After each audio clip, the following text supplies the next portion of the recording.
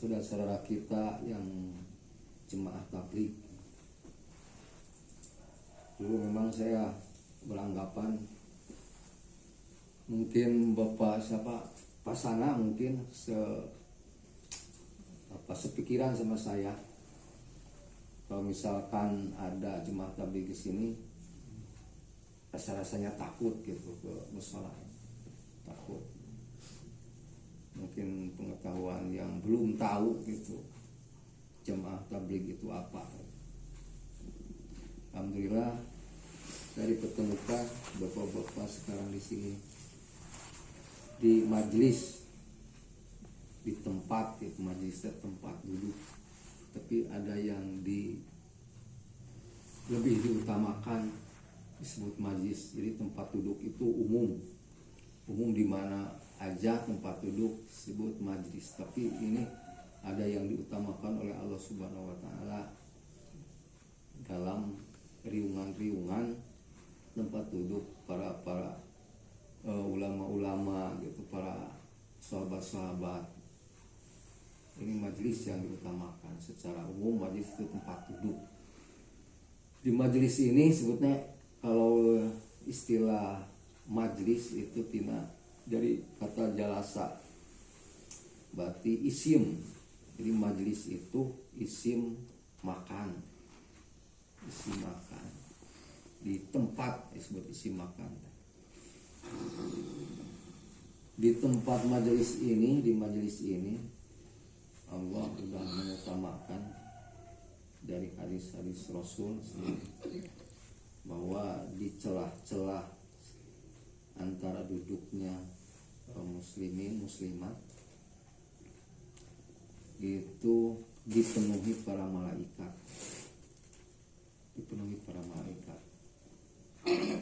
malah disuruh oleh Allah Subhanahu wa taala, suruh mengintai atau mencatat gitu, mengetahui apa saja yang dibicarakan orang-orang yang duduk di sini.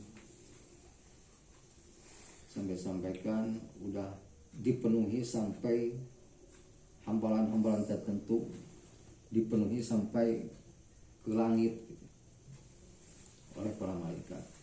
Saking harus tahunya di keutamaan di majelis ini. Apalagi majelis mungkin majelis yang besar, ke tempat-tempat para dakwah yang besar lebih banyak. Allah Subhanahu wa taala menanyakan pada para malaikat apa yang dibicarakan oleh orang-orang yang duduk di situ. Para malaikat menjawab, dia ingin masuk surga. Terus tanya lagi, yang memang udah tahu gitu, orang-orang yang duduk di situ keadaan surga. Belum tahu ya Allah gimana surga, karena memang nggak tahu, karena orang-orang yang duduk di situ belum mati gitu. Karena memang semua kita kan nggak tahu ya keadaan surga gimana, sebab kita belum mati. Terus apa lagi kemauan mereka itu yang kedua ya Allah bersama dia nggak pingin masuk neraka.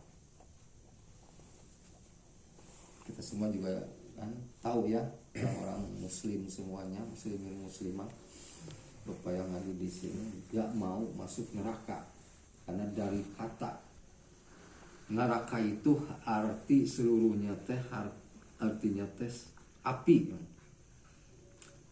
Gak mungkin kita ketemu sama api gitu kalau kita gak mendatangkan nar itu api kamu gitu. Gak mungkin kamu ketemu sama api kalau gak berbuat yang salah. Jadi yang ditanyain sama Allah sama malaikat itu, memangnya orang-orang itu udah tahu neraka? Belum tahu ya Allah, tapi dia ngaku. Makanya kedua permintaan orang-orang yang duduk di majelis ini, majelis semuanya, dikabulkan sama Allah, dikabulkan. Terus ada yang lagi ya Allah, dia itu berangkat ke majelisnya, ke tempat pengajiannya, gak minta masuk surga, gak mau masuk neraka, cuman datang aja. Mungkin niatnya yang lain gitu. Diberi orang, walaupun orang yang datang itu berniat yang lain, datang ke majelis ini, tapi sama Allah diberi hikmah atau kelebihan, diberi ampunan, bahwa orang itu walaupun masuknya gak berniat baik gitu, tapi duduk sama orang-orang di majelis itu disamakan sama orang-orang yang pingin masuk surga dan gak pingin masuk neraka. Lamun cek orang Sunda meureun lauk buruk mulu mijah mulanya. jadi halus gitu. Pemahaman soal tabligh patotonya kasana geus pakuwu. Memang di awal nama ragu soal tabligh. Dari kata tabligh itu dari kata balago, jadi menyampaikan, mubaligh, jadi orang-orang yang menyampaikan. Jadi kewajiban ulama itu menyampaikan gitu. Jadi sesudah saya tahu gitu apa artinya tabligh gitu. Jadi arti kata tabligh itu menyampaikan agama Islam secara door to door gitu. Jadi kita beri apresiasi, mungkin jemaah tabligh ini harus kita dukung, karena banyak yang sama ulama gak nyampai ke situ dakwahnya. Kalau kita kan, kalau misalnya ulama-ulama yang lain-lain itu kan cuma khusus di majelis-majelis tertentu gitu, jadi nggak sampai door to door. Di jemaah tabligh ini saya sekarang tahu, dulu memang saya sempat ragu karena belum tahu apa jemaah tabligh itu. Takut ini ingin larinya dibawa kemana gitu kan, ingin dibawa kemana, takut dibawa ke aliran yang sesat lah, karena nggak tahu gitu. Terus memang saya sempat ragu itu dikarenakan saya pernah terkena hipnotis gitu, Pak Haji.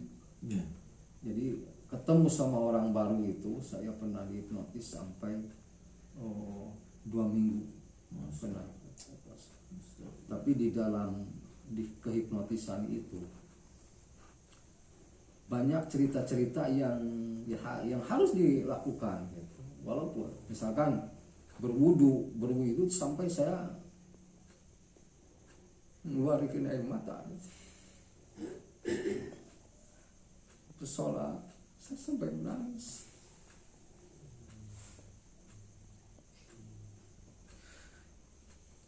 Jadi banyak arti di dalam kehipnotisan itu yang harus dilakukan secara kenyataan.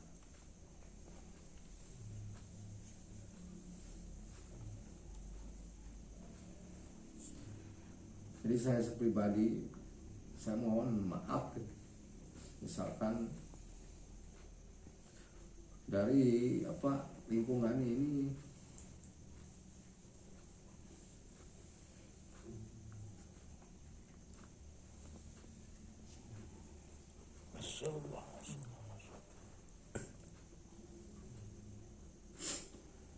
ada penerimaan yang kurang baik, jadi belum paham orang-orang sekitar, orang-orang mana aja belum paham apa itu kata jemaah tabligh, belum paham.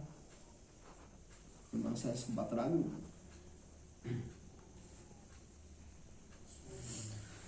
Justru Pak Toto, Pak Sana, Pak Kubu, Pak Mulnya, Pak Iwan. Jadi banyak orang-orang yang katakanlah preman, orang-orang yang di luar sana tempat-tempat maksiat yang didatangi sama jemaah tabligh. Itu kan dia bisa pergi ke majelis-majelis, bisa pergi ke masjid, bisa beribadah secara layaknya orang-orang muslim. Banyak yang katakanlah tobat.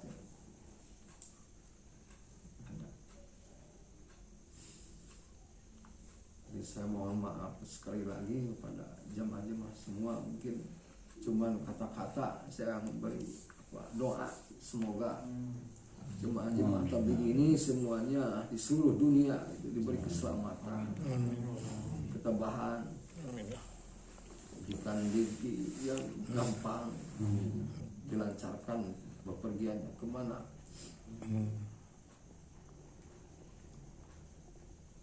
Gitu Pak Toto, Pak Haji, terima kasih.